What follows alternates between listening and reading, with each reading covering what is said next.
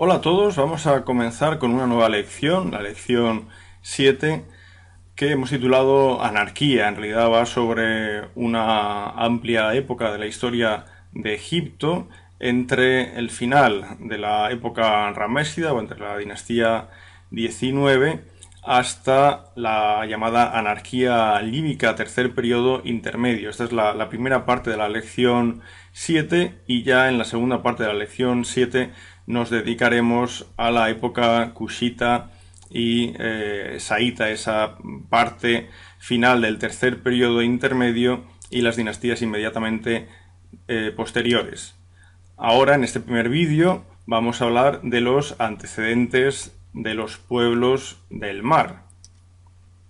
Fijémonos en esta escena, es una escena conocida que forma parte de la representación de la batalla de Kadesh, donde se observa al rey Ramsés II ante el consejo que se crea una vez se reciben las nefastas noticias de que los hititas están al otro lado del campamento egipcio, al otro lado de la ciudad de Kadesh. En la parte inferior de la imagen podemos ver ampliado el registro que queda debajo de la figura de Ramsés II. Hay soldados egipcios, sí, pero también tenemos otros soldados que sin duda no son egipcios, soldados que llevan espadas largas, escudos circulares, cascos con cuernos y un disco, cascos con cuernos a modo de los vikingos, por establecer un símil. Estas son representaciones de los Sherden, y los Sherden fueron derrotados a principios del reinado de Ramsés II, años antes de la batalla de Kadesh, y algunos de ellos se enrolaron en el ejército egipcio, formando en este caso parte de la llamada, podríamos decir, guardia pretoriana, guardia personal del propio Ramsés II.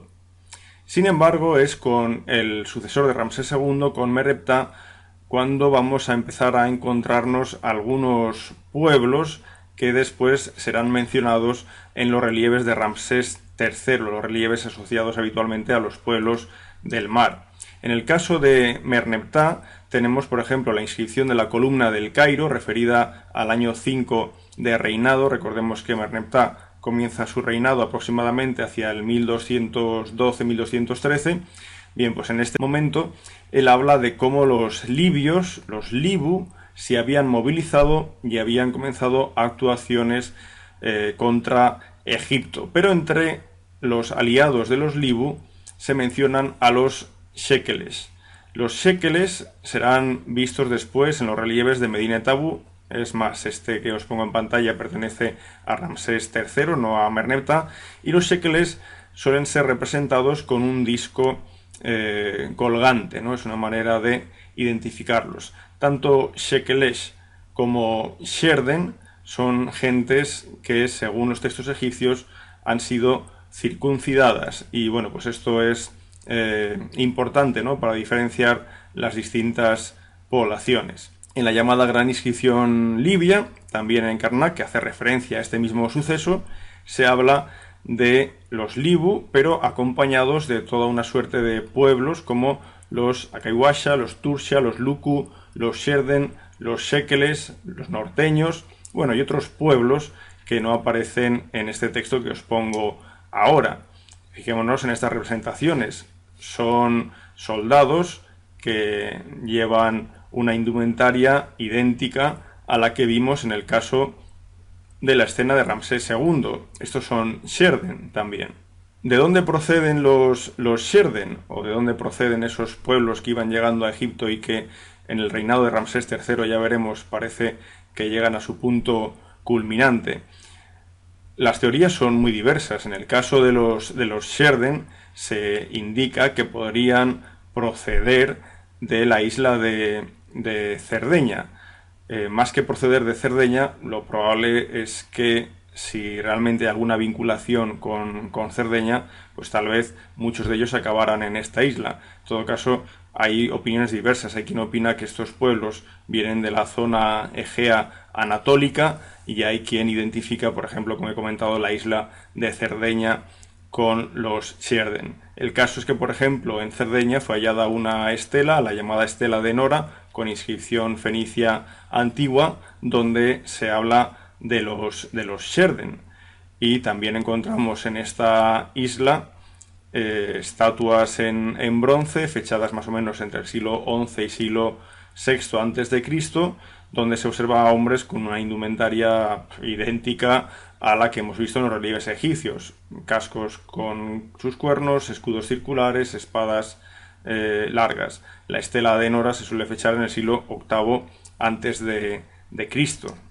Aquí vemos una nueva representación de un Sherden cortando la mano de un enemigo, pero fijémonos cómo este Sherden está en realidad cortando la mano de un hitita, del mismo modo que el egipcio que aparece a la derecha está agarrando a un hitita de su mano. Los hititas son fácilmente reconocibles porque llevan el cabello largo. En este momento, por lo tanto, vemos cómo estos Sherden están combatiendo junto a los egipcios porque se han enrolado en las filas del ejército egipcio como mercenarios.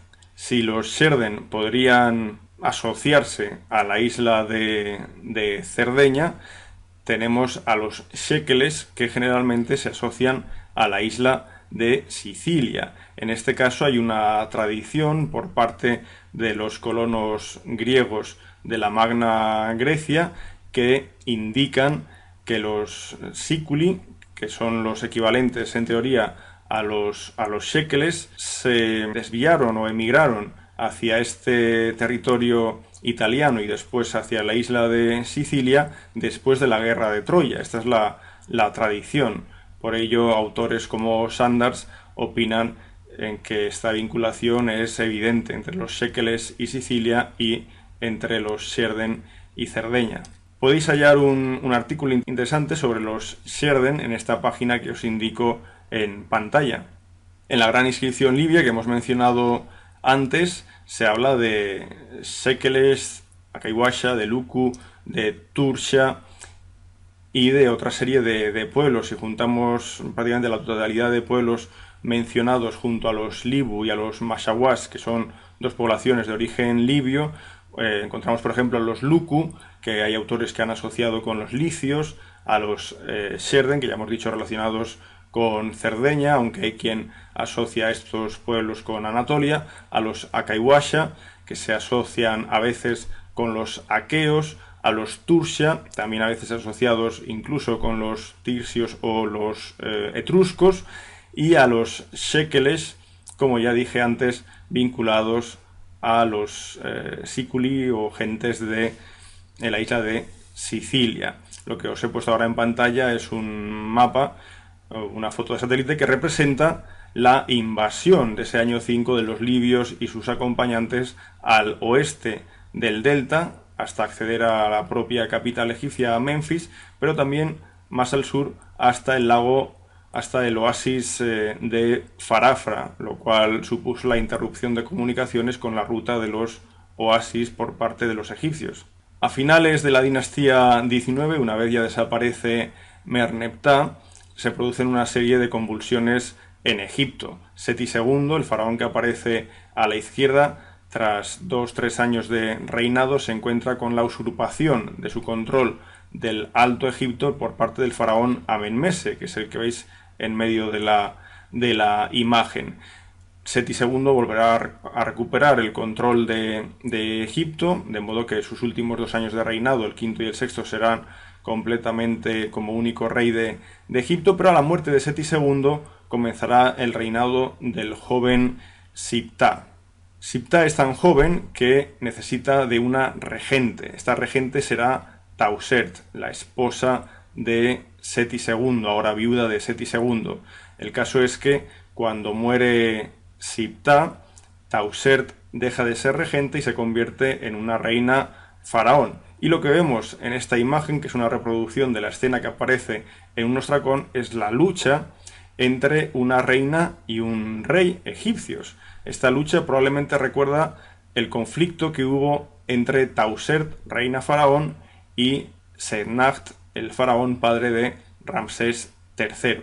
De hecho, Ramsés III, cuando accede al trono y comienza con la decoración de su templo funerario, realiza una lista de reyes, y en esa lista de reyes él obvia algunos. Él se coloca como primero de la lista, obviamente, tras él aparece, lo veis en la parte inferior de la imagen, tras él aparece Setnacht, que es su padre, pero el siguiente faraón es Seti II, de modo que elimina a Tauser, pero también elimina al faraón Siptah. Todo eso lo indico para que veáis cómo el final de esa dinastía 19, principios de la 20, es una época poco estable dentro de la política interna de Egipto. Y esta época inestable, esta crisis interior, se va a ver aún más acuciante cuando en época de Ramsés III llegue la gran oleada de los pueblos del mar. Estas piezas coloreadas procedentes de Medina Tabu, del templo de Ramsés III, nos muestran la visión típica, el estereotipo de varios extranjeros. A la izquierda el sirio, el siguiente, el segundo por la izquierda, es el libio, con sus tatuajes y su coleta lateral. En medio, con el peinado, el cabello largo, el hitita. El siguiente es el nubio, el siguiente es un shashu. Pero, como veremos ya en el siguiente vídeo, en el lateral norte del templo de Ramsés III en Medina Tabu tenemos representaciones de las batallas contra los pueblos del mar, y aquí es donde veremos cómo llegan a Egipto con intención de invadir el país pueblos, muchos de ellos ya vistos en época de Merneptah, pero también otros nuevos que finalmente serán derrotados.